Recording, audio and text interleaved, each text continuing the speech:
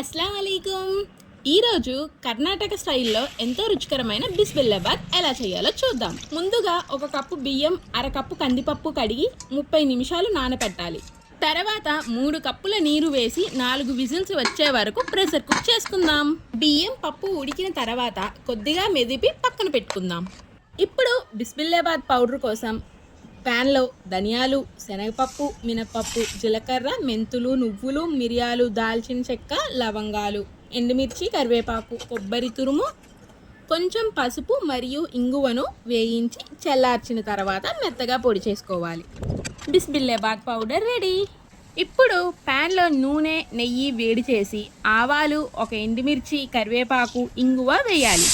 తర్వాత ఉల్లిపాయలు, టమాటాలు వేసి బాగా మెత్తబడే వరకు వేయించాలి. ఇప్పుడు మీ ఫేవరెట్ వెజిటేబుల్స్ కానీ లేకపోతే మీ దగ్గర ఉన్న వెజిటేబుల్స్ యాడ్ చేసుకోండి. ఇక్కడ నేను క్యారెట్ అండ్ పొటాటో ముక్కలు వేసుకున్నాను. మనం పొడి చేసుకున్న పౌడర్ని 3 టేబుల్ స్పూన్ వేసుకుందాం.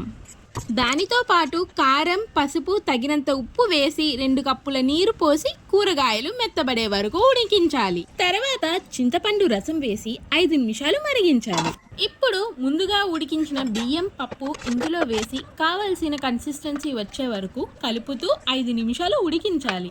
చివరగా కొత్తిమీర, నెయ్యిలో వేయించిన జీడిపప్పు, కొద్దిగా బిస్బెల్లాబాద్ పొడి చల్లి సర్వ్ చేసుకోవాలి. వేడివేడిగా సువాసనలతో నిండిన కర్ణాటక స్టైల్ బిస్బెల్లాబాద్ రెడీ. ఈ రెసిపీ మీకు నచ్చితే లైక్ చేయండి, సేవ్ చేసుకోండి. ఇంకా ఇలాంటి రెసిపీస్ కోసం మా ఛానల్ని సబ్స్క్రైబ్ చేసుకోండి. See you in next video. Until then అస్సలాము అలైకుం.